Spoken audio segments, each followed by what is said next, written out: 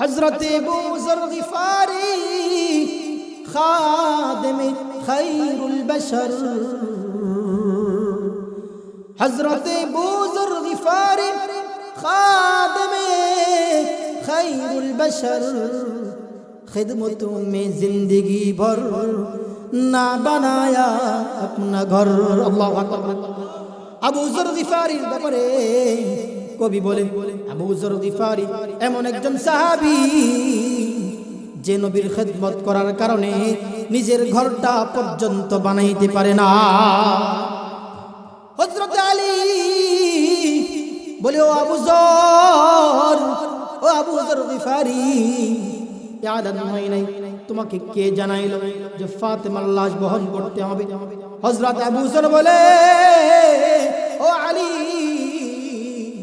ঘুমায়াছিলাম, ওই যে রওজা পাক শুয়ে আছে আমার কলিজার টুকরা নবী, ঘুমের ভিতরে আমাকে জানা দেয়, ও আবু যর ঘুমায় আছো, ওইদিকে আমার কলিজার টুকরা ফাতেমা ইন্তেকাল করছে, লাশ বহন করার জন্য 4 জন লোকের দরকার, 3 জন আছে, আরেকজনের দরকার, যাও যাও যাও আমার কলিজার টুকরা ফাতেমার লাশকে বহন করে কবর পর্যন্ত নিয়ে যাও।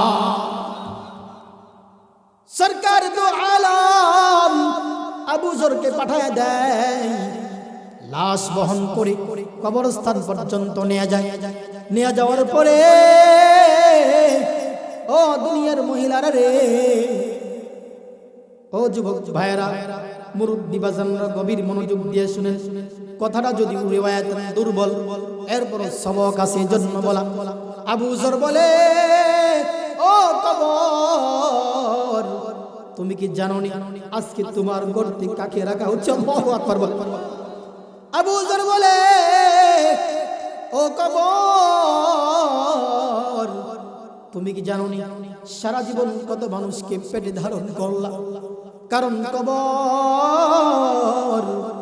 সরকার দু আলম বলেন, قال رسول الله صلى الله عليه وسلم القبر روضة من رياض الجنة أو حفرة من حفر النار। الله أكبر বলেন।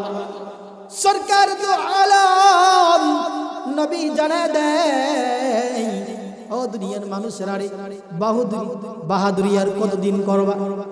নামাজ চাইরা, রোজা চাইরা, আল্লাহর বিধান, ফরজ বিধান, পর্দা চাইরা কতদিন আর ঘোরাঘুরি করবা? কবর তো তোমার সামনে।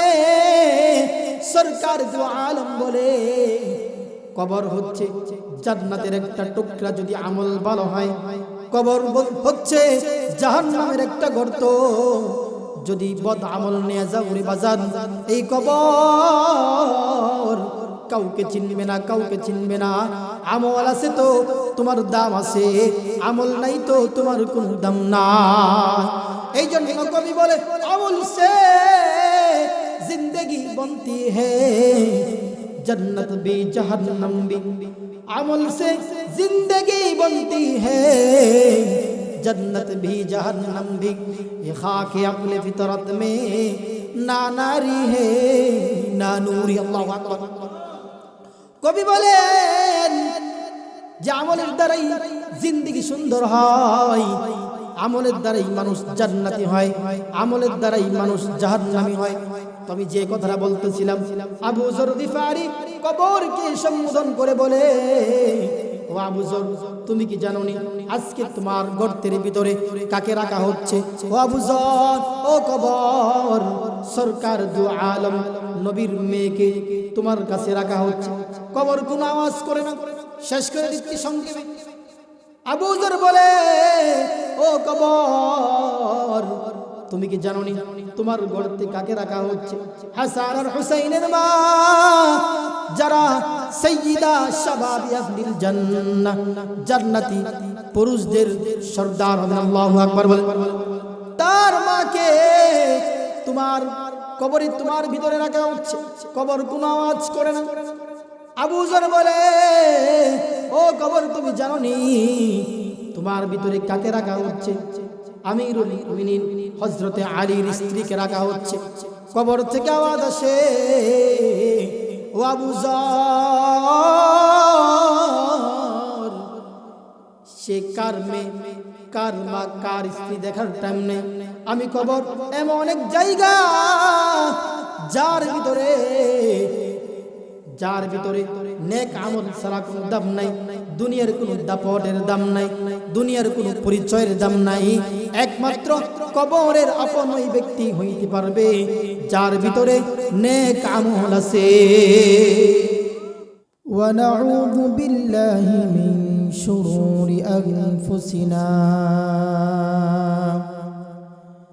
মান ইয়াহদিহিল্লাহু ফালা মুদিল্লা লাহু ومن يضلله فلا هادي له ونشهد أن لا إله إلا الله وحده لا شريك له ونشهد أن سيدنا وسندنا وحبيبنا وطبيبنا وطبيب قلوبنا ومولانا محمدا عبده ورسوله أما بعد فأعوذ بالله من الشيطان الرجيم بسم الله الرحمن الرحيم وقرن في بيوتكن ولا تبرجن تبرج الجاهلية الأولى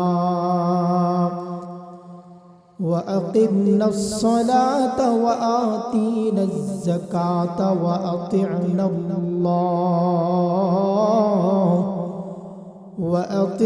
الله ورسوله إنما يريد الله ليذهب عنكم الرجس أهل البيت ويطهركم تطهيرا.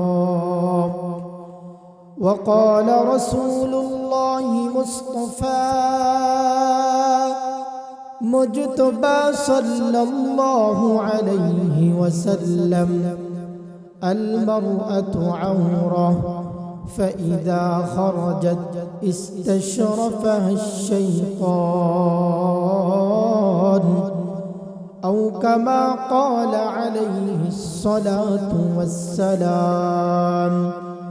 آمنت بالله صدق الله المولانا العظيم وصدق رسوله النبي الكريم ونحن على ذلك لمن الشاهدين والشاكرين والحمد لله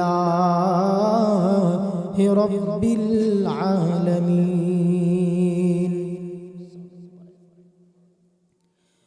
عشق محبوب خدا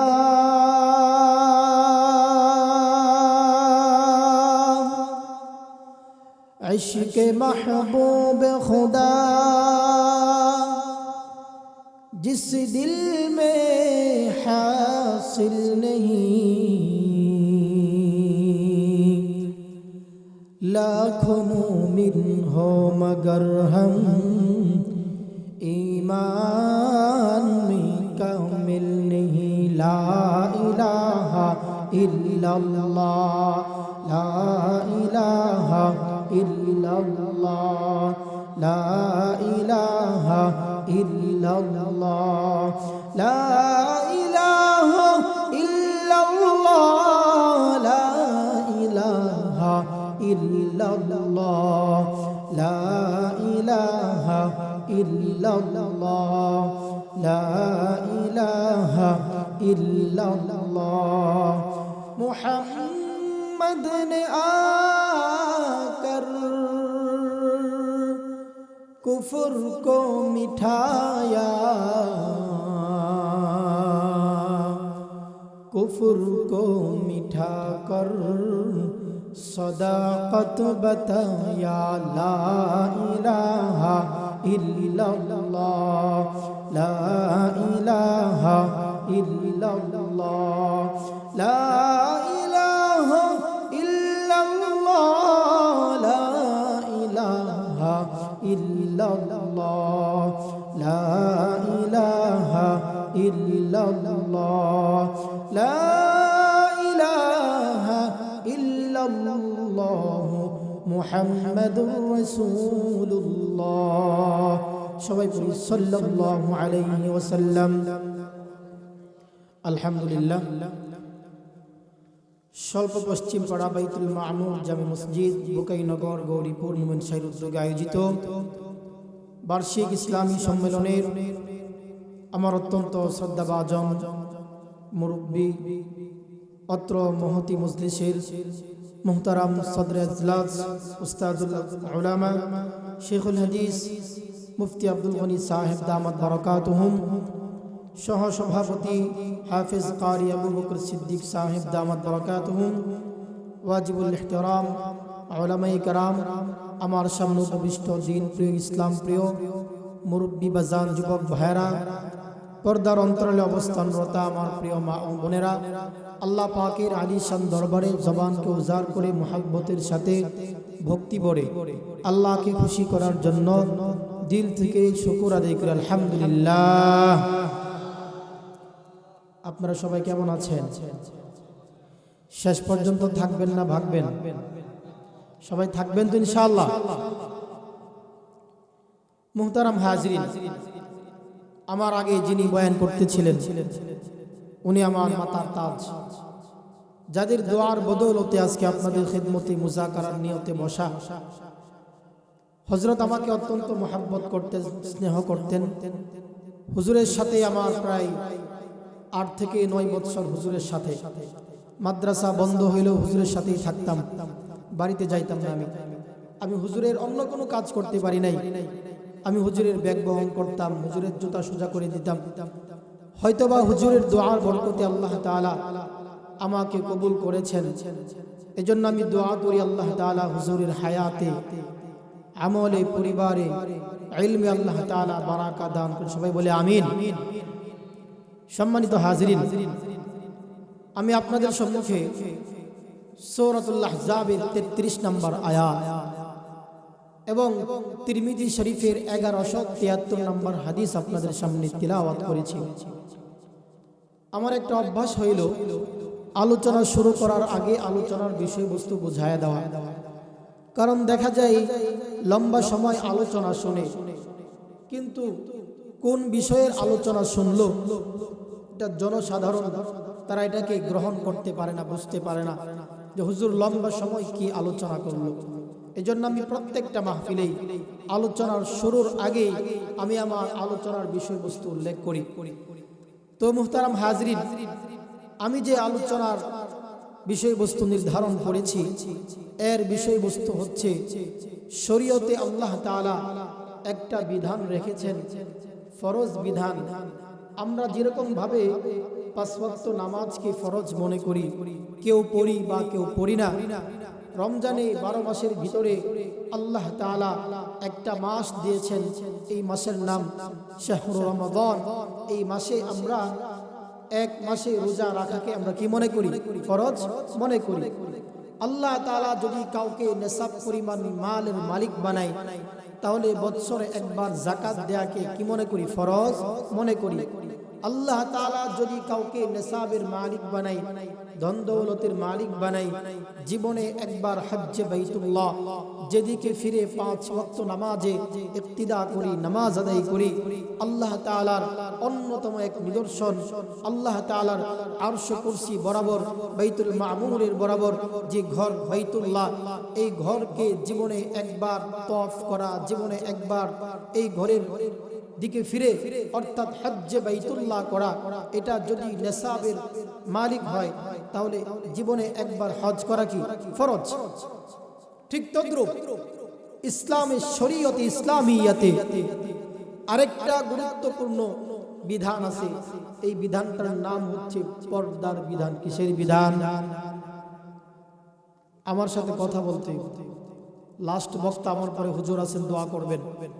এজন্য অনেক রাত্র হয়ে গেছে, আপনারাও ক্লান্ত, আমিও ক্লান্ত না হইলেও যেহেতু অনেক রাত্র হয়ে গেছে, ঘুমের সময়, আপনাদেরও ঘুমের সময়, আমারও ঘুমের সময়। এজন্য যদি আপনি এবং আমি দুইজনে মিলে যদি মুজাকারার কথাগুলো আলোচনা করি তাহলে ফায়দা হবে না, ফায়দা কম হবে না বেশি হবে? বেশি হবে। আর বক্তার কাছ থেকে মজাদার কথা শোনার একটা পদ্ধতি হইল বক্তার সাথে হু হা ঠিক বেঠিক এগুলা বলা। তাহলে দেখবেন বক্তার যদি পাওয়ার থাকে 20, তাহলে শ্রোতার আগ্রহ দেখা এই বক্তার চার্জের পরিমাণ চলে যাবে 100। কথা বলেন ঠিক কিনা? এই জন্য সাথে কথা বলতে কারা কারা রাজি আছে? দুই হাত তুলি। নারে তাকবীর, নারে তাকবীর। ঠিক আছে মুহতারাম হাজিরিন, আল্লাহ রাব্বুল আলামিন সূরাতুল আহজাবের 33 নম্বর আয়াতের ভিতরে বলেন, ওয়াকরনা ফি বুয়ুতিকুন্না ওয়ালা তাবাররাজনা তাবাররুজাল জাহিলিয়াতিল উলা। আল্লাহ তাআলা এই আয়াতের ভিতরে এমন এক বিধানের কথা আলোচনা করেছেন যেটা আমার আপনার সমাজের ভিতরে মানুষ নফলকে যে পরিমাণ গুরুত্ব দেয় এর চাইতেও বেশি অবহেলা করে শরীয়তের অন্যতম বিধান, সেটার নাম হচ্ছে পর্দার বিধান। কথা বলেন ঠিক কিনা? প্রশ্ন আসতে পারে, হুজুর সামনে বসা পুরুষ মহিলাদেরকে নিয়ে আলোচনা করবেন, কারণটা কি? প্রশ্ন আসছে কিনা? প্রশ্নের উত্তর এই জন্য আলোচনা করতেছি, আপনার পরিবারের, আপনার এলাকা মা বোনরা হাজারো চেষ্টা করবে পর্দায় থাকার জন্য, কিন্তু যদি পুরুষ ব্যবস্থা করে না দেয়, কোনো মা বোন কি পর্দায় থাকতে পারবে? আরো জোর আওয়াজ করেন, পারবে? পারবে না। এই জন্য পর্দার গুরুত্বটা আগে পুরুষের বুঝতে হবে, কারণ যেহেতু ইন্তজাম করে দিবে কারা? পুরুষ। কারণ পুরুষ যদি ইন্তজাম করে না দেয়, পুরুষ যদি ব্যবস্থা করে না দেয়, পরিবেশ যদি গুছায় না দেয়, তাহলে একজন মহিলা হাজারবার চেষ্টা করলেও সে পর্দায় থাকতে পারবে না। এই জন্য আল্লাহ তাআলা বলেন, ওয়াকরনা ফি বুয়ুতিকুন্না ওয়ালা তাবাররাজনা তাবাররুজাল জাহিলিয়াতিল উলা। আল্লাহ তাআলা এই আয়াতের ভিতরে জানায় দেয়, ও দুনিয়ার মহিলারা রে, তোমরা ঘরে অবস্থান করো। কোথায় অবস্থান করো? ঘরে অবস্থান করো। ওয়ালা তাবাররাজনা তাবাররুজাল জাহিলিয়াতিল উলা।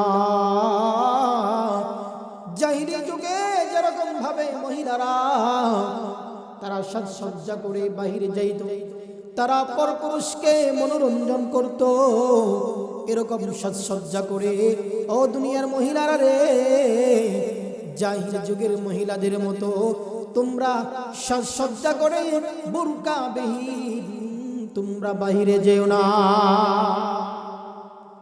এটা মহিলাদেরকে আল্লাহ তাআলা বলতেছেন। এখন প্রশ্ন, হুজুর পর্দা কাকে বলে?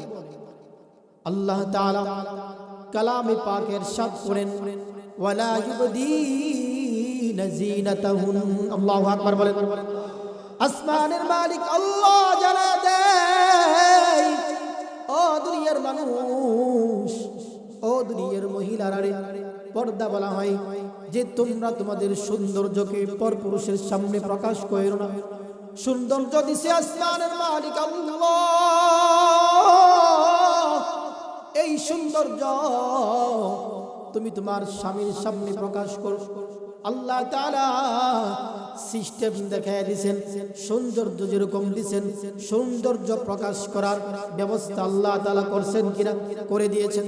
এই জন্য মেরে মুহতারাম হাজরিন, আল্লাহ তাআলা এই আয়াতের ভিতরে জানায় দেয়, ও দুনিয়ার মহিলারা রে, ওয়াকরনা ফি বুয়ুতিকুন্না ওয়ালা তাবাররাজনা তাবাররুজাল জাহিলিয়াতিল উলা। যে মহিলারা তোমরা ঘরে অবস্থান, জাহিলি যুগের মহিলাদের মতো তোমরা বেশভূষা ধারণ করে রাস্তাঘাটে ঘোরাঘুরি কইরো না। কারণ মহিলা প্রকাশ হওয়ার জিনিস না আবৃত থাকার জিনিস? আর জোরে আওয়াজ করেন, প্রকাশ থাকার জিনিস না আবৃত থাকার জিনিস? আবৃত থাকার জিনিস, হ্যাঁ, লুকায় থাকার জিনিস। তিরমিজি শরীফের 1173 নম্বর হাদিসের ভিতরে আল্লাহর হাবিব বলেন, قال رسول الله صلى الله عليه وسلم المرأة عورة فإذا خرجت استشرفها الشيطان। সরকার দু আলম নবী জানা দেয়, ও দুনিয়ার মহিলারা রে, আল্লাহর হাবিব ঘোষণা দেয়, আল মারআতু আওরাতুন, মহিলাটা আবৃত থাকবে। কেন? ফাইদা খারাজাত ইস্তাশরাফাহা শাইতান, তারা যখন বাহিরে বের হয় তখন তাদের চেহারার ভিতরে শয়তান সৌন্দর্য বর্ধন করে দেয়। এই জন্য দেখবেন গড়ের বউটা অনেক ভালো, কিন্তু দেখলে ভালো লাগে না। বাহিরে রাস্তার ভিতরে একজন মহিলা, একজন মেয়ে পর্দাবিহীন চলতেছে, চেহারাটা তেমন মুনাসিব না, চেহারাটা তেমন সুন্দর না, কাটিং তেমন সুন্দর না, এরপরও দেখবেন ঘরেরটার চাইতে বাহিরেরটাকে বেশি ভালো লাগে। কথা বলেন ঠিক কিনা? কেন রে? সরকার দু আলম জানা দেয়, আল্লাহর হাবিব বলেন যে শয়তান ইস্তাশরাফাহা শাইতান, শয়তান তার চেহারাটার ভিতরে শুভনীয় একটা অবস্থা তৈরি করে দেয়, যাতে করে উম্মতের যুবকেরা ওই মহিলাকে দেখা জিনার গুনাহে লিপ্ত হয়ে যায়। বলেন নাউযুবিল্লাহ। এই জন্য মেরে মুহতারাম হাজরিন, আলোচনার সামনে আসতেছে, সবরের সাথে শুনেন, বুঝার নিয়তে শুনেন, আমলের নিয়তে শুনেন। এই জন্য যে কথাটা বলতেছিলাম যে মহিলা হাজারো চেষ্টা করে পর্দায় থাকতে পারবে না যদি পুরুষ মুনাসিব পরিবেশ কায়েম করে না দেয়। কথা বলেন ঠিক কিনা? আমার আপনার সমাজে এই পর্দা না থাকার কারণে সমাজের ভিতরে দিন দিন বেহায়াপনা, নির্লজ্জতা, জিনা, ব্যভিচার, ইফতিজিং দিন দিন বাড়ছে না কমছে? বাড়তেছে। লজ্জা চলে যাইতেছে। এই পর্দা না থাকার কারণে সমাজ থেকে লজ্জা বিদায় নিতেছে। সমাজের মানুষ নির্লজ্জ হয়ে যাচ্ছে। দেখবেন আগেকার জামানায় আমি দেখেছি, আমার নানিকে আমি নিজেই দেখছি, যে যখন রাস্তা দিয়ে চলতেন কোনো পর পুরুষ আসলে এমনিতেই তো বুরকা ছিল, হাত মোজা, পা মোজা ছিল, কিন্তু এরপরেও দেখতাম রাস্তার কোনারে দাঁড়ায় যাইতো, দাঁড়ায়া আবার ছাতা দিয়া নিজেকে একেবারে লুকায় নিত, যাতে করে ওই পুরুষটা এই মহিলার ছায়াটা পর্যন্ত দেখতে না পারে। কথা বলেন ঠিক কিনা? আর আমার আপনার সমাজের মহিলাদের হালত কেমন? মহিলাদের হালত হইল যে পর পুরুষ দেখলে অন্য যদি মাথায় থাকে তাহলে আরো মাথায় থেকে নামায় দেয়। কথা বলেন ঠিক কিনা? এই জন্য মেরে মুহতারাম হাজরিন, সরকার দু আলম নবী বলেন, আল হায়াউ শুবাতুম মিনাল ঈমান, যে লজ্জা ঈমানের অঙ্গ। আর এই পর্দার বিধান না থাকার কারণে, পর্দার পরিবেশ না থাকার কারণে আমার আপনার সমাজ থেকে দিন দিন লজ্জা কমতেছে। দেখবেন ঘরের ভিতরে সিরিয়ালের টিভি চলতেছে, পিতাও বসা, মায়াও বসা, সাথে আবার বালিগ ছেলে, বালেগা মেয়েও বসা। কথা বলেন ঠিক কিনা?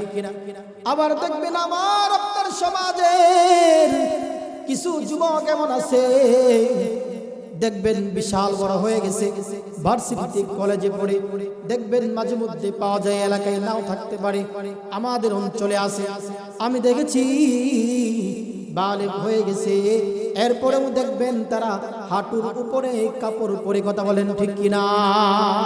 আসরা নাই? অথচ একজন পুরুষের নাভি থেকে হাঁটুর নিচ পর্যন্ত তার সতর ঢেকে রাখা এটা ফরজ, কিন্তু সে এই যে হাঁটুর উপরে পড়লো, এটা কি সে ফরজ তরক করতেছে নাকি করতেছে না? কবিরা গুনাহ করতেছে, আরেকজন দেখতেছে, দেখা তারও গুনাহ হইতেছে। এই জন্য সরকার দু আলম বলে লজ্জা ঈমানের অঙ্গ। অন্য এক হাদিসে বলেন, قال رسول الله صلى الله عليه وسلم اذا لم تستحي فاصنع ما شئت। আল্লাহর হাবিব জানা দেয়, যার ভিতরে লজ্জা নাই ওই ব্যক্তিটা যা ইচ্ছা তাই করতে পারে। কথা বলেন ঠিক কিনা? এই জন্য মাঝে মধ্যে দেখা যায় রাস্তাঘাটে যখন চলি দেখা যায় যে একেবারে টাই পরা শিক্ষিত মানুষ, ভদ্র মানুষ, দেখবেন শত শত মানুষের চলাচলের রাস্তা, এরপরও দেখবেন হঠাৎ করে রাস্তার সাইডে দাঁড়ায় সেন্টুইলা দাঁড়ায় গেছে। কথা বলেন ঠিক কিনা? এটা কেন? লজ্জার অভাব, ভিতরে লজ্জা নাই। অন্যথায় শিক্ষিত মানুষ দেখবেন দাঁড়ায় প্রস্রাব করতেছে। আপনাদের কাছে আমার জানার প্রশ্ন, যে লোকটা দাঁড়ায় প্রস্রাব করলো তার শরীরটা পাক না না পাক? কেমনে দাঁড়ায় প্রস্রাব করলে সেটা আসে কেমনে বুঝবো? দেখবেন আমার আপনার সমাজে, আমার আপনার এলাকায় গরু যখন প্রস্রাব করে, গরু কি শুয়ে প্রস্রাব করে নাকি বৈশা প্রস্রাব করে? দাঁড়ায় প্রস্রাব করে। আর গরু যখন প্রস্রাব করে, প্রস্রাব কি তার গায়ে লাগে না? লাগে। এই জন্য যে মানুষটা দাঁড়ায় প্রস্রাব করলো তার গায়ে ছিটা গেল। এই জন্য মেরে মুহতারাম, এই সমস্ত মজলিস মানুষের ভুলগুলা সংশোধন করার মজলিস। আমরা যারা জরুরতের কারণে হাঁটুর উপরে কাপড় পরি, আমরা নিয়ত করি আজকের পর থেকে পরবো না। আমাদের যাদের ঘরে পর্দা নাই, আমরা যারা পর্দার পরিবেশ কায়েম করতে পারি নাই, আমরা আজকের এই মাহফিল থেকে নিয়ত করব আমার ঘরে যেন খাস পর্দার ব্যবস্থা হয়ে যায়। আমার আপনার ভিতরে পর্দার গুরুত্ব নাই, অথচ সাহাবিয়া মহিলাদের ভিতরে কি পরিমাণ গুরুত্ব ছিল। আল্লামা তারিক জামিল দামাত বারাকাতুহু, ওনার একটা কিতাব আছে নাজাতুন নিসওয়ান, কিতাবের নাম কি? নাজাতুন নিসওয়ান, বাংলা হইল মহিলাদের মুক্তির পথ। এই কিতাবের ভিতরে আল্লামা তারিক জামিল দামাত বারাকাতুহু একখানা ঘটনা আনছেন। আল্লাহর হাবিবের জামানায় মসজিদের ভিতরে পুরুষ মহিলা পর্দার বিধান নাজিল হওয়ার আগে তারা কিন্তু একসাথে জামাতে নামাজ পড়ত। পুরুষ মহিলা একসাথে কি পড়তো? জামাতে নামাজ পড়তো। তখনও পর্দার বিধান নাজিল হয় নাই। কিতাবের ভিতরে বয়ান আছে, আল্লামা তারিক জামিল বলেন, এক সাহাবিয়া উনি ফজরের নামাজে গেছেন, যাওয়ার পরে ডানে তাকায় দেখে উনার সাথের মহিলা বুরকাওয়ালি, বামে তাকায় দেখে উনার বামের যে মহিলা উনি বুরকা পরিহিতা অবস্থায় মসজিদে। ওই সাহাবিয়া জিজ্ঞাসা করে, ও আমার সাথীরা রে, কিসের নামাজ পড়ে গেলাম? এরকম পরিবেশ তো আমি দেখি নাই, এরকম অবস্থা তো আমি দেখি নাই। সাথীরা বলে, ও সাথী সাহাবিয়া, তুমি কি জানো না রাতের বেলায় আসমানের মালিক আল্লাহ তিনি পর্দার বিধানকে নাজিল করেছেন।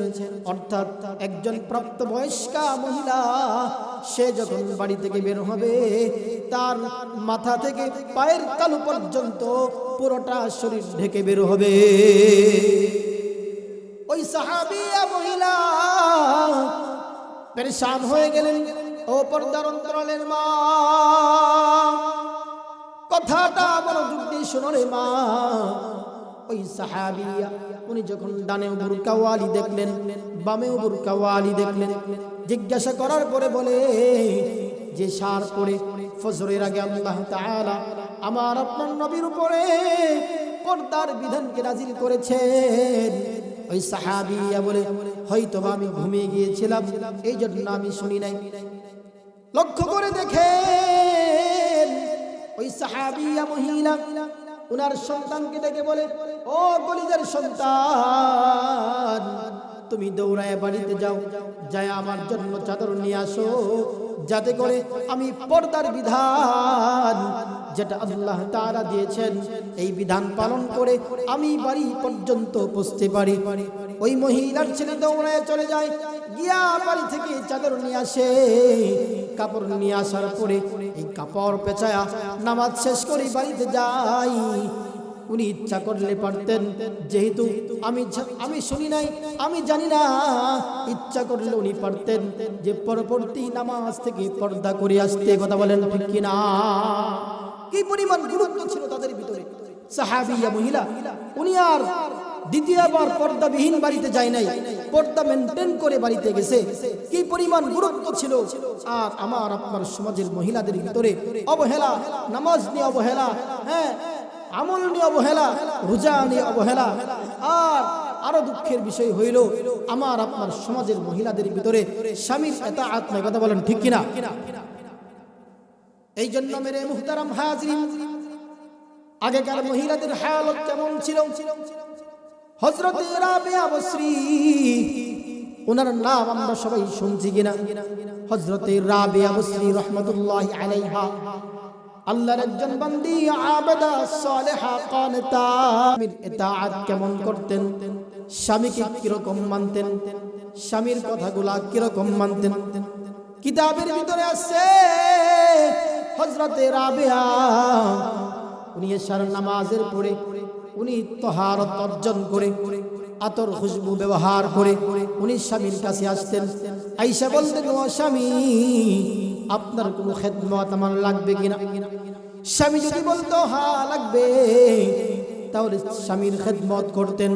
অন্যথায় রাবিয়া কাল বিলম্ব না করে ঘরের এক কোণারের ভিতরে নামাজের মুসল্লা বিছায়া উনি নামাজে দাঁড়ায় যাইতেন। আল্লাহু আকবার বলেন। হযরতে রাবিয়া 1 ঘন্টা 2 ঘন্টা 3 ঘন্টা নয়, রাতকে রাত এরকম ভাবে কাটায়া দিতেন তাহাজ্জুদের ভিতরে। ফজর পড়ে, ইশরাক পড়ে যাই নামাজ ত্যাগ করতেন। কিছুদিন যাওয়ার পরে রাবিয়া বসরি রহমতুল্লাহি আলাইহা ওনার স্বামীর ইন্তিকাল হয়ে যায়। ইন্তিকাল হয়ে যাওয়ার পরে ওই জামানার আল্লাহর আরেকজন ওলি ছিলেন হযরতে হাসান বসরি রহমতুল্লাহি আলাইহি। নাম শুনছি কি নাম?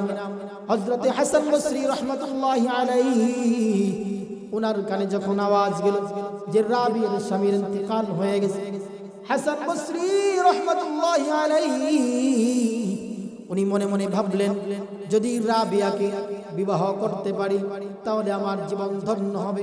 কারণ রাবিয়া এমন একজন মহিলা যার প্রেম আল্লাহর সাথে অনেক বেশি ছিল, যে স্বামীর ইতাআত বেশি করত, সালেহা, কানিতা, আবেদা। হযরতে হাসান উনি রাবিয়ার কাছে বিবাহের প্রস্তাব নিয়ে আসেন। আয়েশা বলে, ও রাবিয়া, আমি তোমাকে বিবাহ করতে চাই। গভীর মনোযোগ দিয়ে শুনেন। হযরতে রাবিয়ার কাছে যখন হাসান বসরি বিবাহের প্রস্তাব নিয়ে আসলো, হযরতে রাবিয়া বসরি উনি বললেন, ওগো হাসান, আমি আপনার কাছে বিবাহ বন্ধনে আবদ্ধ হতে রাজি আছি, তবে আমার 4টা প্রশ্নের উত্তর দিতে হবে। কয়টা প্রশ্ন? আপনাদের কষ্ট হইতেছে? কেউ উঠাউঠি করবেন না, অল্প সময় কথা হবে। হযরতে রাবিয়া বসরি বলেন, আমি আপনার কাছে 4টা প্রশ্ন করব। কয়টা প্রশ্ন?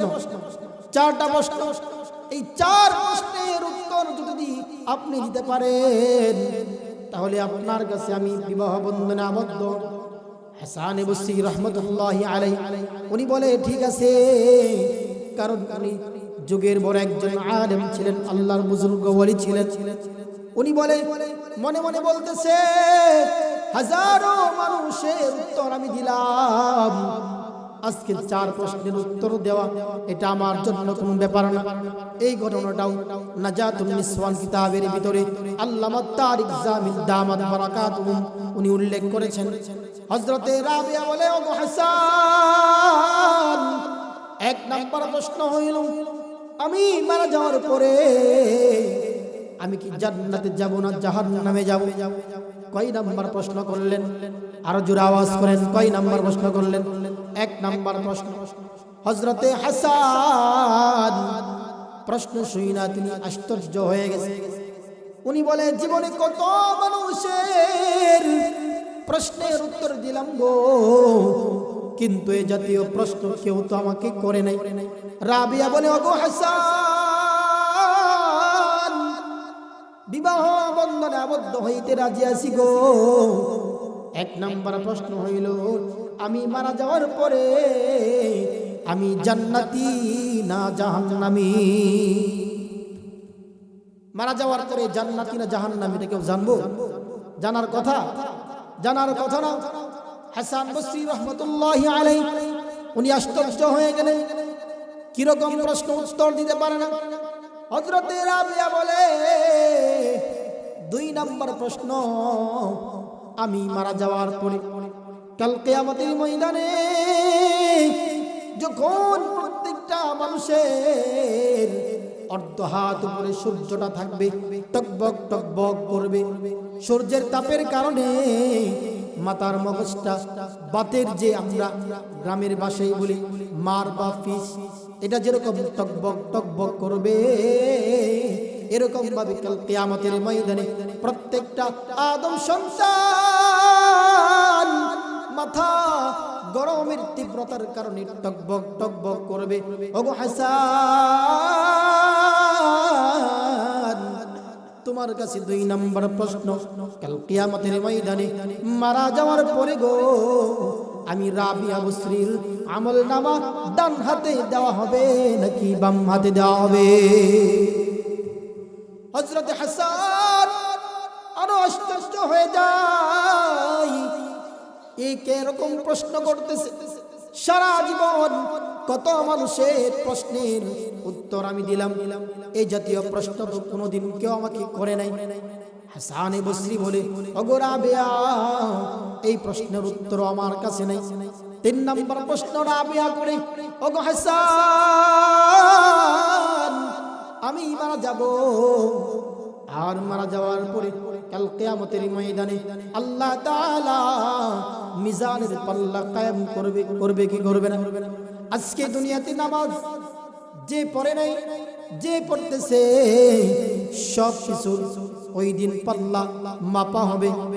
কে মাহফিলে আসলো, কে মাহফিলে আসে নাই, কে নামাজ পড়লো, কে নামাজ পড়ে নাই, কে জিকির করলো, কে জিকির করে নাই, কে আসমানের মালিকের গোলামি করলো, কে গোলামি করলো না, ওই দিন মিজানের পাল্লায় নেকি বদি ওজন দেওয়া হবে। রাবিয়া বলে, ওগো হাসান, আমি যখন মারা যাব গো কাল কিয়ামতের ময়দানে মিজানের পাল্লায় আমার নেকির পাল্লা ভারী হবে নাকি বদির পাল্লা ভারী হবে? বলে আল্লাহু আকবার। হাসান বসরি রহমাতুল্লাহি আলাইহি প্রশ্ন শুনে আর আশ্চর্য বোধ করে সারা জীবন কত মানুষের উত্তর দিলাম, কিন্তু আজকে মহিলার কাছে ধরা খায়া গেলাম। 4 নম্বর প্রশ্ন করে গো হাসান বসরিকে রাবিয়া বলে, ওগো হাসান, 4 নম্বর প্রশ্ন করে আমি যখন মারা যাব কাল কিয়ামতের ময়দানে আল্লাহ পাক ফুলসিরাতের ফুল কায়েম করবে। এই ফুলসিরাতের ফুলটা একেবারে চুলের চাইতে চিকন হবে, ধারালো হবে। ও হাসান, আমি কি এই ব্রিজ পার হতে পারবো কিনা, নাকি কেটে কেটে আমি জাহান্নামে পড়ে যাব? হাসান বসরি রহমাতুল্লাহি আলাইহি 1 থেকে 4 পর্যন্ত প্রশ্ন শোনার পরে উনি আশ্চর্য হয়ে যায় আর বলে, ও রাবিয়া, তোমার কোনো প্রশ্নের উত্তর আমার কাছে নেই। রাবিয়া 1 নম্বর প্রশ্ন করে মারা যাওয়ার পরে জান্নাতি না জাহান্নামী, 2 নম্বর প্রশ্ন করে মারা যাওয়ার পরে আমল নামা ডান হাতে না বাম হাতে, 3 নম্বর প্রশ্ন করে মারা যাওয়ার পরে নেকির পাল্লা ভারী হবে নাকি বদির পাল্লা ভারী হবে, 4 নম্বর প্রশ্ন মারা যাওয়ার পরে ফুলসিরাতের ফুল পার হতে পারবো কি পারবো না? হযরত হাসান বলে, ওগো রাবিয়া, আমি এই 4 প্রশ্নের উত্তর দিতে পারি না, পারবো না। রাবিয়া বলে, ওগো হাসান, যাও যাও যাও, যেহেতু তোমার কাছে এই 4 প্রশ্নের উত্তর নাই, অতএব আমি আর দুনিয়ার জিন্দেগি চাই না, আমি আর স্বামী, আমি আর দুনিয়ার চাকচিক্য আরাম আয়েশ চাই না। যাও যাও যাও, আমি এই 4 প্রশ্ন খুঁজতে খুঁজতে নামাজের মুসল্লায় দাঁড়ায়া থাকতে থাকতে গো সিজদায় পড়ে কান্নাকাটি করতে করতে আল্লাহর আদালতে হাজিরা দিতে চাই। এই ছিল আগেকার জামানার মহিলাদের হালত। আর আপনার আমার সমাজের মহিলার হালত কি? স্বামীর কাছে অনুমতি নিবে দূরের কথা, স্বামী যদি ধমক দেয় একটা, স্ত্রী দেয় 4টা 5টা, এমন ধমক পড়ে জাগাত বসায়ালে। কথা বলেন ঠিক কিনা? অথচ সরকার দু আলম হাদিসে পাকের ভিতরে বলেন, যে মহিলার ভিতরে 4টা গুণ থাকবে, কয়টা গুণ থাকবে? আরো জোরে আওয়াজ করেন, কয়টা গুণ থাকবে? আপনাদের কষ্ট হইতেছে? যে মহিলার ভিতরে 4টা গুণ থাকবে, ওই মহিলা একদিকে মারা যাবে, অন্যদিকে জান্নাতের 8 দরওয়াজার যে কোনো দরজা দিয়া সে আল্লাহর তৈরি জান্নাতে প্রবেশ করবে। সরকার দু আলম নবী জানায় দেয়, আল মারআতু ইযা সাল্লাত খামসাহা ওয়া সামাত শাহরাহা وأحصنت فرجها وأطاعت بعلها هل تدخل من أي أبواب الجنة شاءت। الله أكبر। সরকার দু আলম নবী জানায় দেয়, আল মারআতু ইযা সাল্লাত খামসাহা, একজন মহিলা সে যখন 5 ওয়াক্ত নামাজ আদায় করবে, ওয়াসামাত শাহরাহা, রমজান মাসের রোজা রাখবে। কি রাখবে? রমজানের রোজা রাখবে। 3 নাম্বার, ওয়া আহসানাত ফারজাহা, এবং তার লজ্জাস্থানকে হেফাজত করবে। লজ্জাস্থানের হেফাজত শুধু মহিলা না, পুরুষ। সরকার দু আলম নবী অপর এক হাদিসের ভিতরে বলেন, মাইয়ামাল্লি বাইনা লাহইহি ওয়া মা বাইনা রিজলাইহি আযমান লাহুল জান্নাহ। আল্লাহু আকবার বলেন। আল্লাহর হাবিব বলে, ও দুনিয়ার মানুষেরা, পুরুষ হোক মহিলা হোক, যে ব্যক্তিটা তার জবান এবং তার লজ্জাস্থানের হেফাজত যদি করতে পারে, জবান দ্বারা কাউকে কষ্ট দেয় না, এই লজ্জাস্থান দ্বারা কোনো নাপাক জায়গায় ব্যবহার করে না, এই লজ্জাস্থানের দ্বারা হারাম কাজ করে না, সরকার দু আলম বলে ওই ব্যক্তিটাকে জান্নাতে নিয়ে যাওয়ার জিম্মাদারি আমি নবীর হয়ে যা।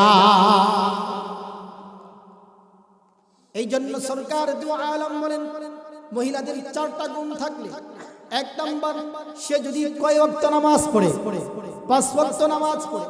2 নাম্বার, যদি রমজানের রোজা রাখে। 3 নাম্বার, যদি লজ্জাস্থানের হেফাজত করে।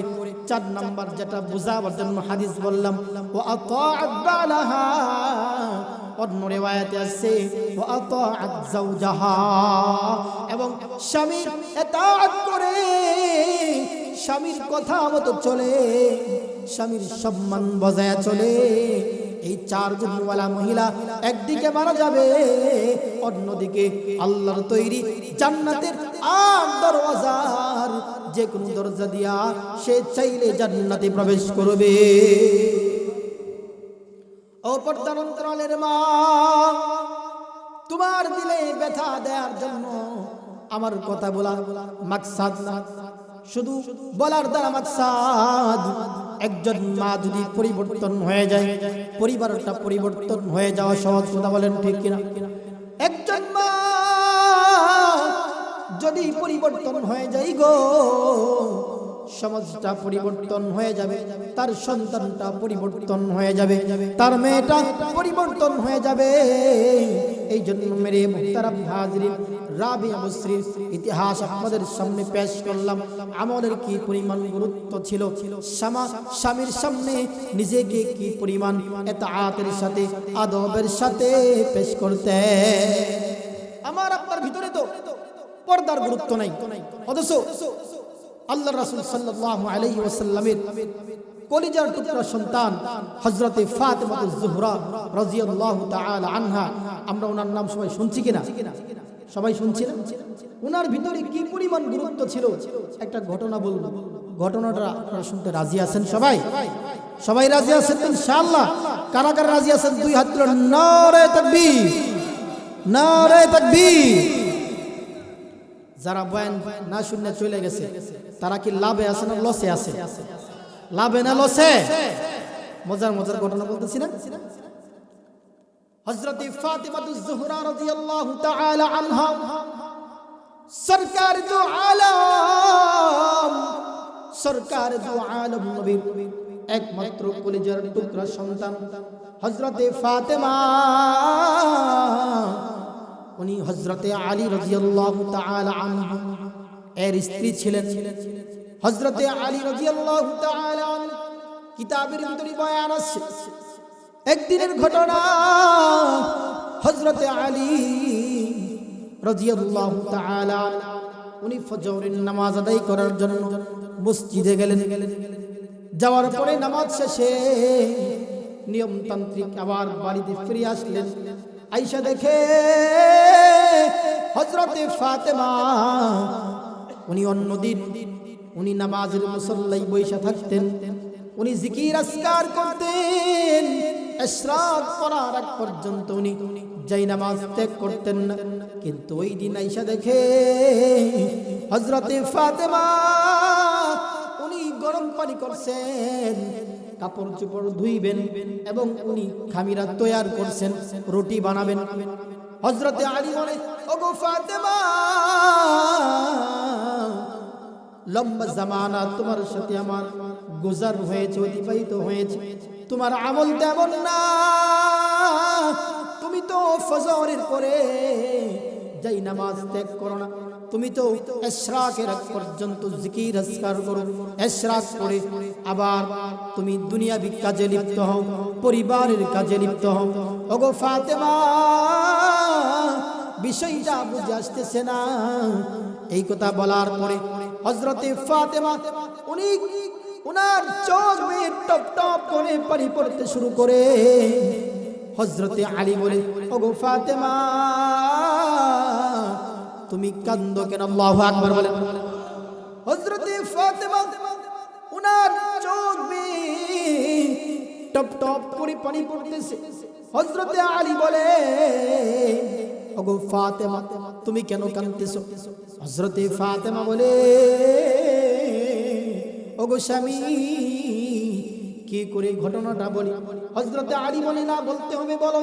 হযরতে ফাতেমা বলে, ওগো স্বামী, আজকে রাতের বেলায় আমি যখন ঘুমিয়েছিলাম, ঘুমের মধ্যে আমার ঘুমের ভিতরে স্বপ্নের মধ্যে আমি দেখতে পাইলাম আমার ঘরের মধ্যে আমার আব্বাজান সরকারে দু আলম মুহাম্মদ আরবি সাল্লাল্লাহু আলাইহি ওয়াসাল্লাম কি জানি উনি খোঁজাখুঁজি করতেছে। আল্লাহু আকবার।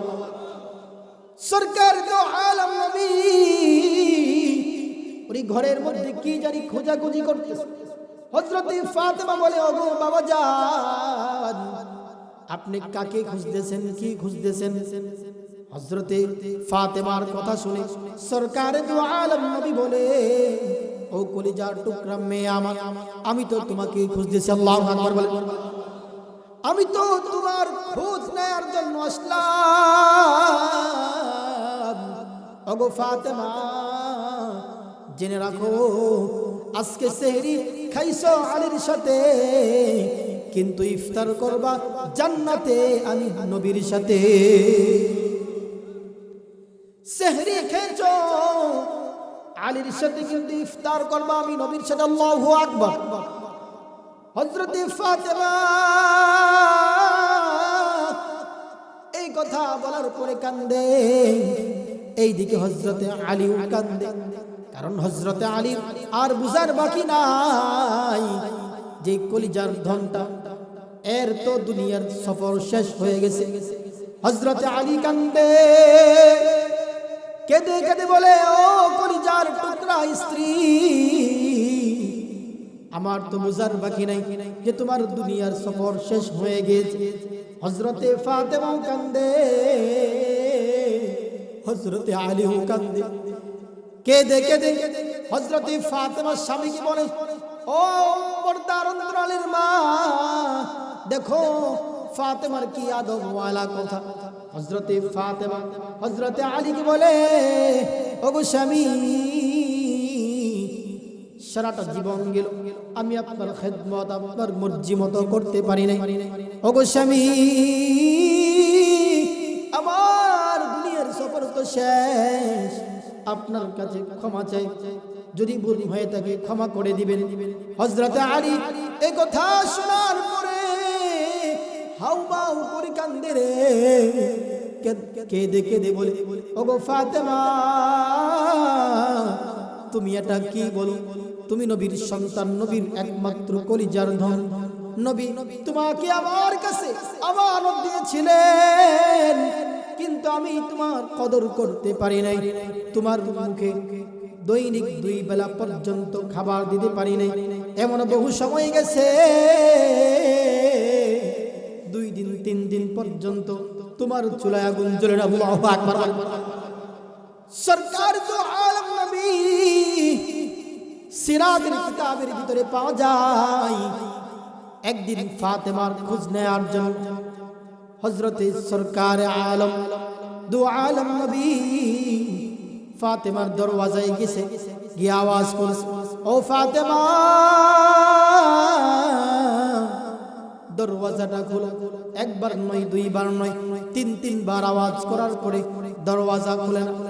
ও দুনিয়ার মহিলারা রে, গভীর মনোযোগ দিয়ে শুনে মা, ও বাজানরা গভীর মনোযোগ দিয়ে শুনে। হযরতে ফাতেমা ঘর থেকে আওয়াজ করে, ও বাবা, আপনার সামনে যে আসবো, আপনার সামনে আসার মতো আমার কাছে কাপড় পর্যন্ত না।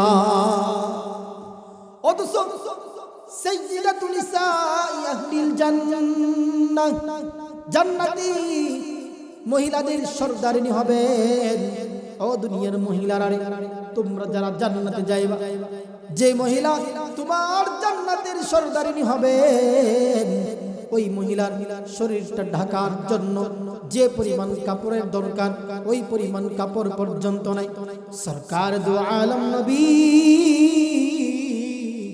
ওনার গায়ের চাদরটা খুলে দরজার ভিতরে দেয়, দেওয়ার পরে এই চাদর দিয়া ঢাইকা হযরতে ফাতেমা সরকার দু আলম বীর সামনে আসে। আল্লাহু আকবার বলে।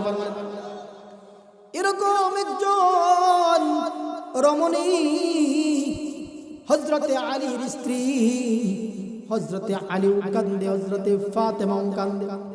এইদিকে হাসান আর হুসাইন, নবীজির কলিজার টুকরা 2 নাতি, হাসান আর হুসাইন দৌড়ায় আয়েশা দেখে বাবাও কান্দে, মায়ও কান্দে, বাবাও কান্দে রে, মায়ও কান্দে। হাসান আর হুসাইন জিগায়, ও মা কেন কান্নাকাটি করতেছো? কারণ তারা তো কোনোদিন ঘরের ভিতরে হাজারো অভাব থাকলে কান্নাকাটি দেখে নাই। হযরতে হাসান আর হুসাইন জিগায়, ও মা তোমরা কেন কান্নাকাটি করতেছো? হযরতে ফাতেমা রাদিয়াল্লাহু তাআলা আনহা, উনার একটা অভ্যাস ছিল, হাসান আর হুসাইন যখন কোনো কিছু প্রশ্ন করতো, নিজেরা উত্তর না দিয়া বলতো, সরাসরি তোমার নানাজির কাছে জিগায় আসো, ডাইরেক্ট কবরে গিয়ে জিগাও। কারণ আমার আপনার নবী হায়াতুন নবী, আমার আপনার নবী কি হায়াতুন নবী, কবরে জিন্দা শুয়ে আছেন। হযরতে হাসান আর হুসাইনকে বলে, ও কলিজার টুকরা সন্তান, যাও যাও যাও তোমার নানাজিকে জিগায় আসো। হাসান আর হুসাইন দৌড়া যায়, গিয়ে কবরে সালাম জানায়, সালাম জানায় বলে, ওগো নানা, ঘরে গেলাম, গিয়ে দেখি মায়ও কান্দে রে, বাবাও কান্দে, মায়ও কান্দে, বাবাও কান্দে। কারণটা কি?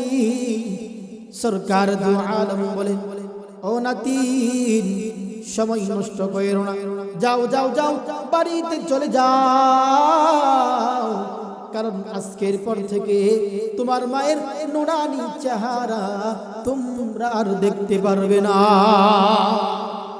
হাসান আর হুসাইন দৌড়ায়া বাড়িতে চলে যায়, গিয়া দেখে মায়েও কান্দে, বাবাও কান্দে, এইদিকে হাসান আর হুসাইনও কান্দে রাদিয়াল্লাহু তাআলা আনহুমা। কিতাবের ভিতরে বয়ান আছে হযরত ফাতেমা রাদিয়াল্লাহু তাআলা আনহা হযরত আলীকে বলে, ও আলী, আমার আদরের স্বামী সারা জীবন চলে গেছে আপনার কাছে, কোনো কিছুর আবদার আমি জানাই না, ভালো ভালো খাবারের আবদার আমি জানাই নাই, ভালো কোনো পোশাকের আবদার আমি জানাই নাই, একটার পরে একটা কোনো কিছু ভালো ভালো উন্নত মানের খাবার লাগবে, কাপড় লাগবে, কোনো কিছুর আবদার আমি জানাই না। ওগো স্বামী, আজকে মরার এক মুহূর্তে আপনার কাছে আমার একটা আবদার, আমি ফাতেমার ইন্তিকাল হয়ে যাওয়ার পরে আমার ইন্তিকালের এলান আপনি করবেন না। বলতেছে যে আমি যখন মারা যাব আমার মারা যাওয়ার এলান যেন না হয়। হযরতে আলী বলেন, এটা কিভাবে সম্ভব? এটা কিভাবে সম্ভব? কারণ তুমি নবীর একমাত্র কন্যা, তোমার ইন্তিকাল হয়ে যাবে, আর যদি এলান না হয় মানুষ কি বলবে যে নবীর রত্ন মারা গেছে। ফাতেমা দুনিয়া থেকে বিদায়, আর এলান হবে না, হইতে পারে না। হযরতে ফাতেমা বলে, ও স্বামী, আপনার কাছে আমার আবদার, আমি মারা যাব, আমার এলান যেন না হয়। কারণটা কি? হযরতে ফাতেমা জানা দেয়, ও স্বামী, আমি যখন মারা যাব আর যখন এলান হয়ে যাবে, মক্কা মদিনার হাজারো লক্ষ লক্ষ মানুষ নবীর মেয়ের ইন্তেকাল শুনে দেখতে আসবে। আমাকে যখন চারপাওয়ালা পালকিতে শোয়ানো হবে রে, তখন মানুষ তারা বুঝতে পারবে খাটিয়ার উপর থেকে যে নবীর মেয়ে কি পরিমাণ লম্বা ছিল, কি পরিমাণ চওড়া ছিল, তার অবকাঠামো, তার বডি কেমন ছিল গো। ও স্বামী, আমি দুনিয়ার জিন্দেগিতে থাকা অবস্থায় কোনো পরপুরুষের সামনে যাই নাই, কোনো হারাম মানুষের সামনে আমি যাই নাই। এই জন্য আমি চাই আমি মারা যাব, মারা যাওয়ার পরেও যেন দুনিয়াবাসী আমার লাশটা কেমন এইটা যাতে করে বুঝতে না পারে। আল্লাহু আকবার বলে। কি পরিমাণ পর্দার গুরুত্ব তাদের ভিতরে ছিল, পর্দার গুরুত্ব কি পরিমাণ। ও বাজান, পর্দার গুরুত্ব একেবারেই নাই।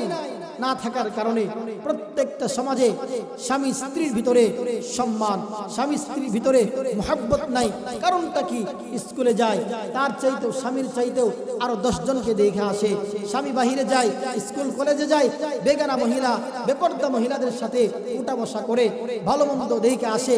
কারণ দেখবেন আমার আপনার সমাজের চিত্র হলো এরকম, স্বামীর সামনে এলোমেলো, স্বামীর সামনে মাথার ভিতরে তেল পর্যন্ত লাগাই না, সুগন্ধি পর্যন্ত ব্যবহার করে না।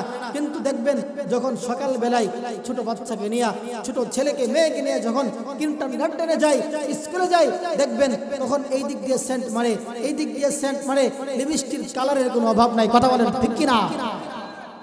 বানায় বলতেছি না, বাস্তব বলতেছি। আপনাদের কষ্ট হইতেছে?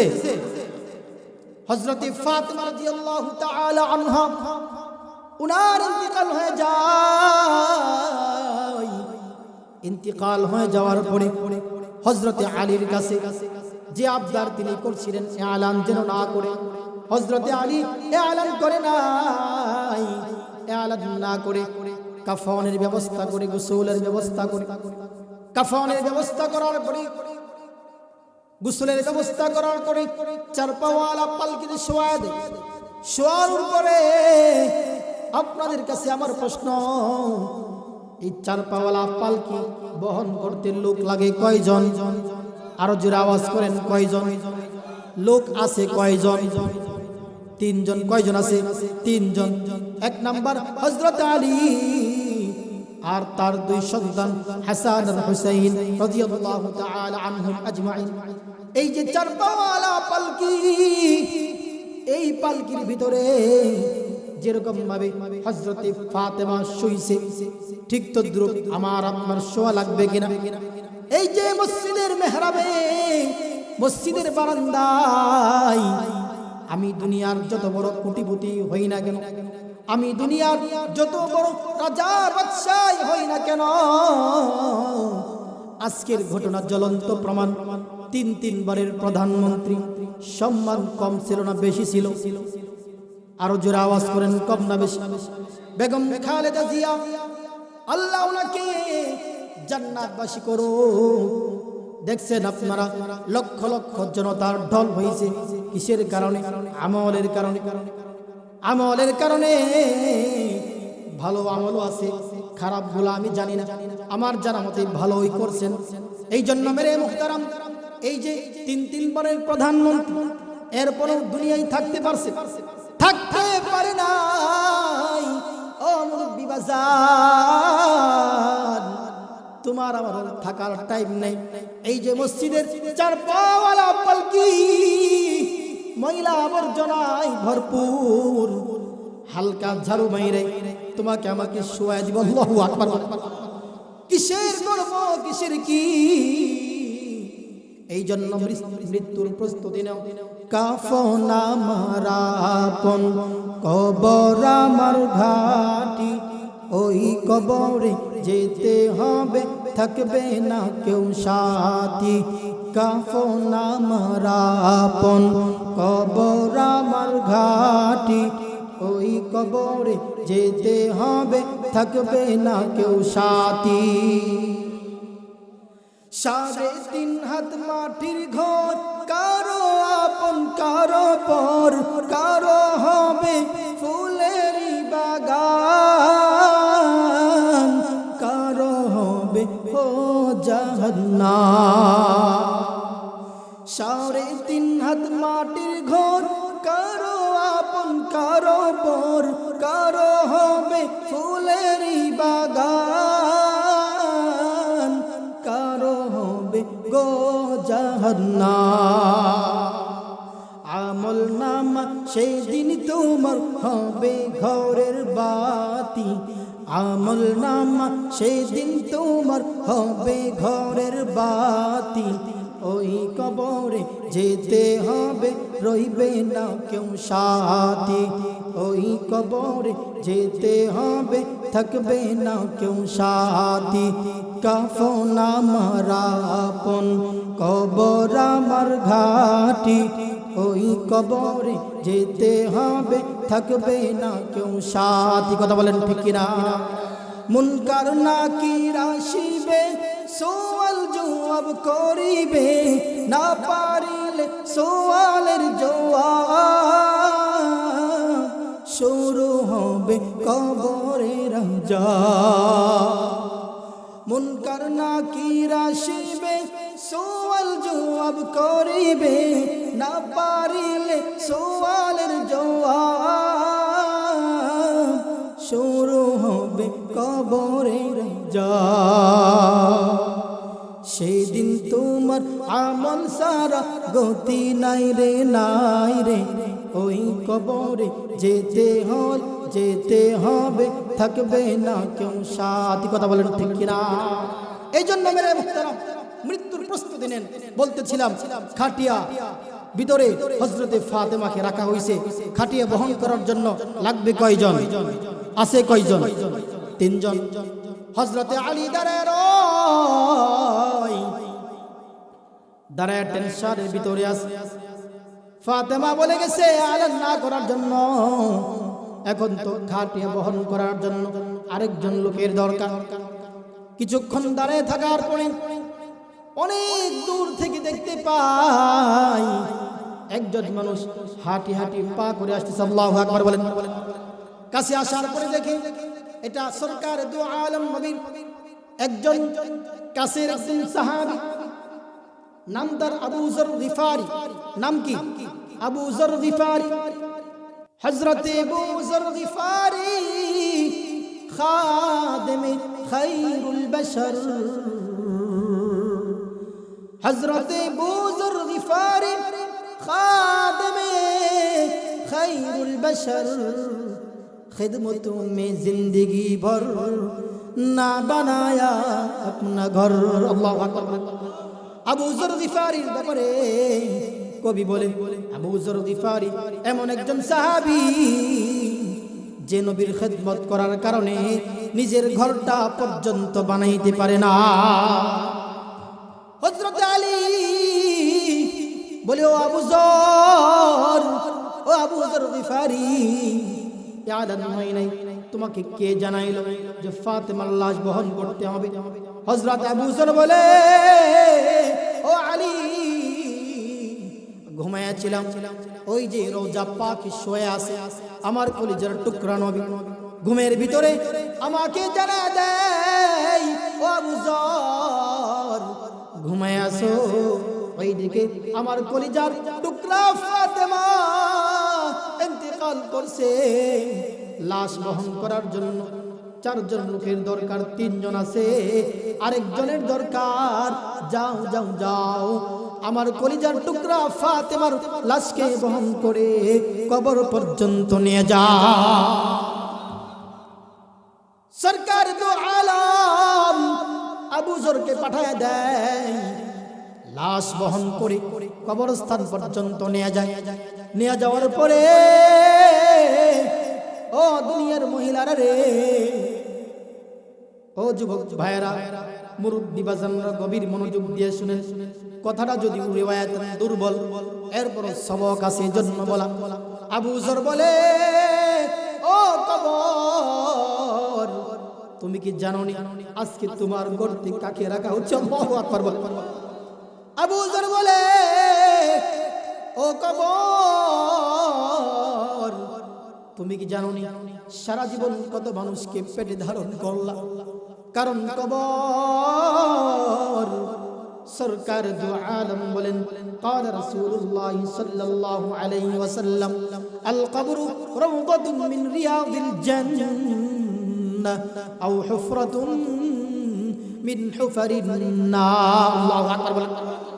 সরকার দু আলম নবী জানা দেয়, ও দুনিয়ার মানুষেরা রে, বাহাদুরি আর কতদিন করবা? নামাজ ছাইরা, রোজা ছাইরা, আল্লাহর বিধান, ফরজ বিধান, পর্দা ছাইরা কতদিন আর ঘোরাঘুরি করবা? কবর তো তোমার সামনে। সরকার দু আলম বলে, কবর হচ্ছে জান্নাতের একটা টুকরা যদি আমল ভালো হয়, কবর হচ্ছে জাহান্নামের একটা গর্ত যদি বদ আমল নিয়ে যাও রে বাজান। এই কবর কাউকে চিনবে না, কাউকে চিনবে না। আমল আছে তো তোমার দাম আছে, আমল নাই তো তোমার কোনো দাম না। এই জন্য কবি বলে, আমল সে জিন্দগি বনতি হ্যায়, जन्नत भी जहन्नम भी, अमल से जिंदगी बनती है, जन्नत भी जहन्नम भी, ये खाक अक्ल फितरत में ना नारी है ना नूरी। अल्लाहु আকবার। কবি বলেন যে আমলের দ্বারাই জিন্দেগি সুন্দর হয়, আমলের দ্বারাই মানুষ জান্নাতি হয়, আমলের দ্বারাই মানুষ জাহান্নামী হয়। আমি যে কথাটা বলতেছিলাম, আবু যর গিফারি কবরকে সম্বোধন করে বলে, ও আবু যর, তুমি কি জানো নি আজকে তোমার গর্তের ভিতরে কাকে রাখা হচ্ছে? ও আবু যর, ও কবর, সরকার দু আলম নবীর মেয়েকে তোমার কাছে রাখা হচ্ছে। কবর কোনো আওয়াজ করে না। শেষ করে দিচ্ছি সংক্ষেপে। আবু যর বলে, ও কবর, তুমি কি জানো নি তোমার গর্তে কাকে রাখা হচ্ছে? হাসান আর হুসাইনের মা, যারা সাইয়্যিদা শাবাবি আহলিল জান্নাহ, জান্নাতি পুরুষদের সর্দার হবেন। আল্লাহু আকবার বলে। তার মাকে তোমার কবরে তোমার ভিতরে রাখা হচ্ছে। কবর কোনো আওয়াজ করে না। আবু যর বলে, ও কবর, তুমি জানো নি তোমার ভিতরে কাকে রাখা হচ্ছে? আমিরুল মুমিনিন হযরতে আলীর স্ত্রীকে রাখা হচ্ছে। কবর থেকে আওয়াজ আসে, ও আবু যর, সে কার মেয়ে, কার মা, কার স্ত্রী দেখার টাইম নেই। আমি কবর এমন অনেক জায়গা যার ভিতরে নেক আমল ছাড়া কোনো দাম নাই, দুনিয়ার কোনো দাপটের দাম নাই, দুনিয়ার কোনো পরিচয়ের দাম নাই। একমাত্র কবরের আপন ওই ব্যক্তি হইতে পারবে যার ভিতরে নেক আমল আছে।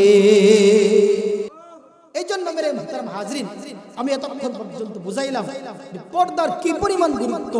হযরতে ফাতিমা জোহরা রাদিয়াল্লাহু তাআলা আনহা উনি মারা যাওয়ার পরেও বললেন যে আলানের দরকার নাই।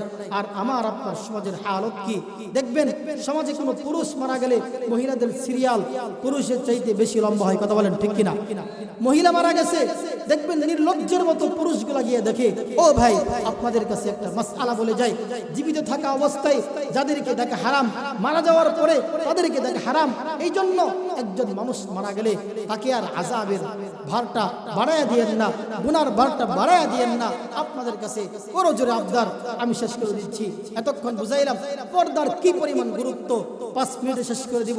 পর্দা যারা না করবে তাদের শাস্তি কেমন, আপনারা কি শুনতে রাজি আছেন?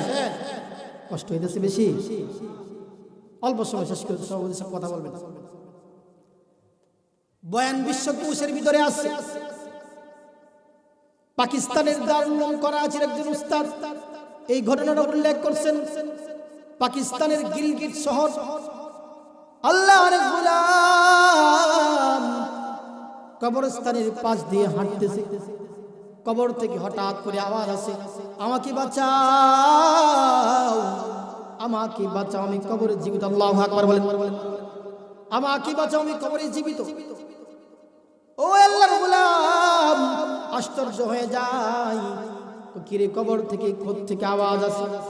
আশ্চর্য হয়ে যায়, বারবার শোনার পরে ওনার বিশ্বাস হইতেছে না যে কবরস্থান থেকে আবার কিসের আওয়াজ আসে। ও আল্লাহর গোলাম দৌড়ায় পাশের এক এলাকায় চলে যায়। বয়ান বিশ্বকোষের ভিতরে ঘটনাটা উল্লেখ আছে। ও আল্লাহর গোলাম পাশের এলাকা থেকে 4-5 জন যুবক নিয়ে আসে। ও ভাই, আসো তো দেখি আমি যা শুনতেছি আমার শোনার সাথে তোমাদের মিল আছে কিনা, নাকি আমি ভুল শুনতেছি। কারণ কবরের পাশ দিয়ে হাঁটতেছেন, হঠাৎ বুঝি কবর থেকে আওয়াজ আসে, আমাকে বাঁচাও, আমি জীবিত। সাথে কি আত্মা থাকবে না? একেবারেই চলে যাবে, মারা যাওয়ার অবস্থা হবে। কি কয়? কবরস্থান দিয়ে আওয়াজ। আল্লাহর গোলাম বলেন 4-5 জন নিয়ে আসতো তারা। আসার পরে সেই আওয়াজ আসতেছে, আমাকে বাঁচাও, আমাকে বাঁচাও। কবর থেকে আওয়াজ আসতেছে, আমাকে বাঁচাও, আমাকে বাঁচাও। বারবার শোনার পরে তারা এক ইমাম সাহেবের কাছে গেল, গিয়া বলল, হুজুর কবর থেকে তো এরকম আওয়াজ আসতেছে, আমরা কবর খনন করতে পারবো কিনা? ইমাম সাহেব বলে, তোমরা যদি নিশ্চিত হয়ে থাকো যে কবরের মানুষটা জীবিত, তাহলে তো উদ্ধার করতে হবে। কথা বলেন ঠিক কিনা? তারা ইমাম সাহেবের কাছ থেকে মাসআলা জেনে তারা কবরটা খনন করতে শুরু করলো। অনেক দিন আগের পুরাতন কবর খনন করার পরে, অল্প খনন করার পরে কবর থেকে একজন মহিলা আওয়াজ দেয়, ও দুনিয়ার মানুষ, আমাকে এক টুকরা কাপড় দাও, এর আগে তোমরা কবর খনন কইরো না। দৌড়ায় বাড়ি থেকে কাপড় নিয়ে আসে গো। কাপড়টা পেঁচায়া মহিলাটা কবর থেকে উঠা এবং অনেক দৌড় মারল রে। দৌড় মাইরা একটা ঘরের ভিতরে ঢুইকা যায়, ঢুইকা দরওয়াজাটা ভিতর থেকে লাগায় দেয়। বারবার পিরাপিরি করার পরে দরওয়াজা খুলে না।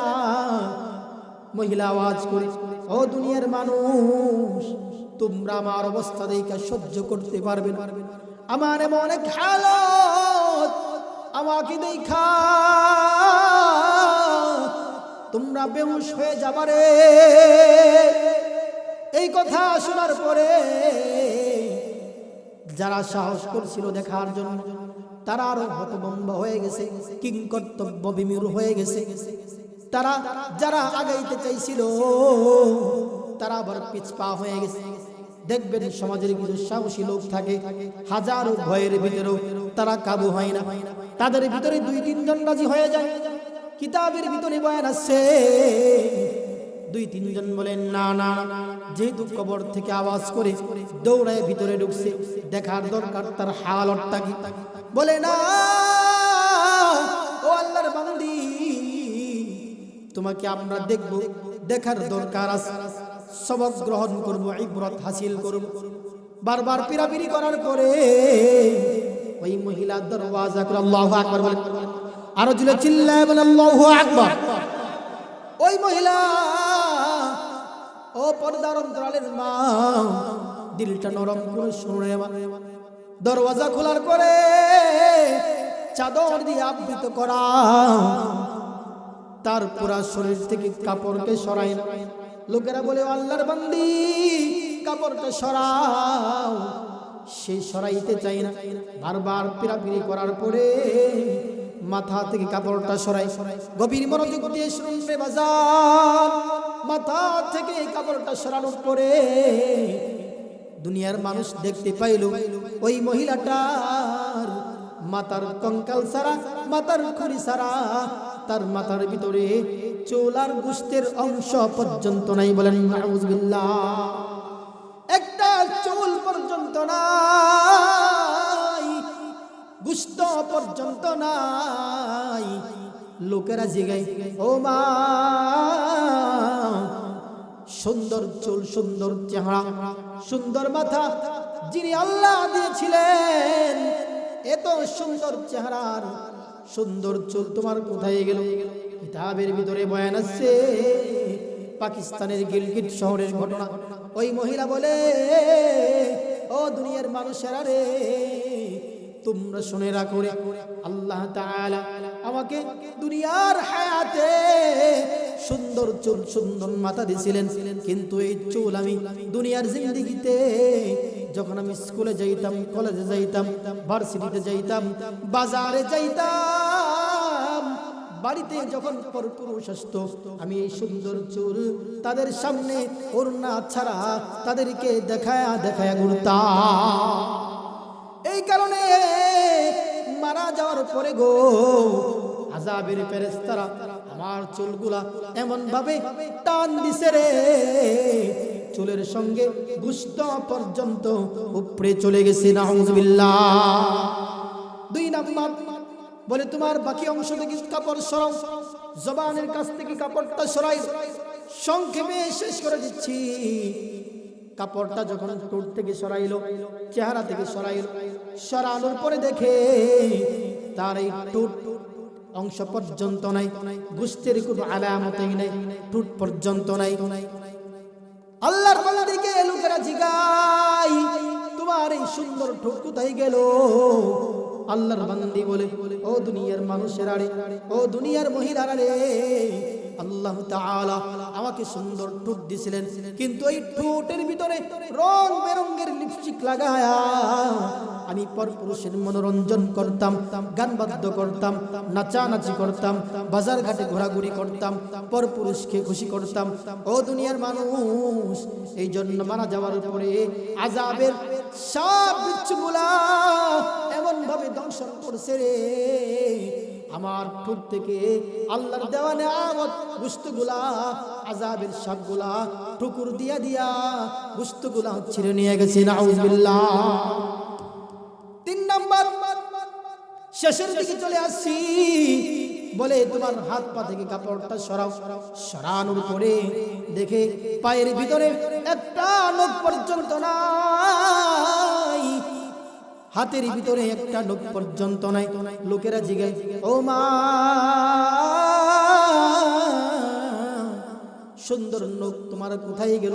ওই আল্লাহর বান্দি বলে, ও দুনিয়ার মানুষেরা রে, আল্লাহ তাআলা আমাকে সুন্দর নখ দিয়েছিলেন, কিন্তু এই নখগুলার ভিতরে রং বেরঙের নীল পালিশ লাগাইতাম, নীল পালিশ লাগায়া বাজারে যাইতাম, পরপুরুষকে দেখাইতাম, স্কুল কলেজে যাইতাম, অর্থাৎ যাদেরকে দেখানো হারাম ছিল রে, তাদেরকে দেখায়া তাদের কাছ থেকে লজ্জত হাসিল করতাম, তারাও আমাকে দেখে লজ্জত হাসিল করত।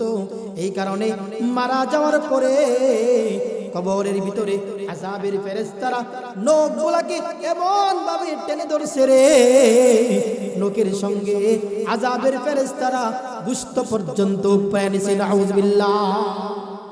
মেরে মুহতারাম হাজরিন, আমি লম্বা সময় আপনাদের খিদমতে কিছু কথা বললাম। আমার আলোচনার শুরুর অংশ ছিল পর্দার কি পরিমাণ গুরুত্ব। আমি আয়াত বললাম, হাদিস বললাম, আমি আবার বললাম যাদের ভিতরে পর্দা নাই তাদের ভিতরে ঈমান নাই। আর ঈমান হচ্ছে একটা কি, ঈমান হচ্ছে লজ্জা, হচ্ছে ঈমানের অঙ্গ। যার ভিতরে লজ্জা নাই, ইদা লাম তাস্তাহি ফাসনা মা শিতা। আমি মহিলাদের কিছু আমলের কথা বললাম। পরিশেষে পর্দা না করলে কি পরিমাণ শাস্তি, আমি বয়ান বিশ্বকোষ থেকে পাকিস্তানের দারুল উলুম করাচির একজন হুজুরের একটা ঘটনা বয়ান করলাম। প্রশ্ন আসতে পারে, হুজুর মারা যাওয়া মানুষ আবার ফিরে কেমনে? এই প্রশ্নের উত্তর একেবারে সহজ। এটা শুধু আমি একটা ঘটনা বললাম, এরকম শত শত ঘটনার কিতাবই আছে। হাফেজ ইবনে আবিদিন উনি একটা কিতাব লিখছে, মান আশা বাদাল মাউত। এই কিতাবের ভিতরে মারা যাওয়ার পরে কি কি হালত হয় সব উল্লেখ করছেন। ইবনে রজব হাম্বলি রাহমাতুল্লাহি আলাইহি ওনার এক কিতাব আছে আহওয়ালুল কুবুর। এই কিতাবের ভিতরে একজন মানুষ মারা যাওয়ার পরে কি হালত হয়, কারণ আল্লাহ তাআলা যুগে যুগে মানুষকে শিক্ষা দেওয়ার জন্য, সবক দেওয়ার জন্য কিছু নজির পেশ করছে। আর এই নজিরের কিছু উপমা আপনাদের সামনে আমি পেশ করলাম। আপনারা আমার জন্য দোয়া করবেন।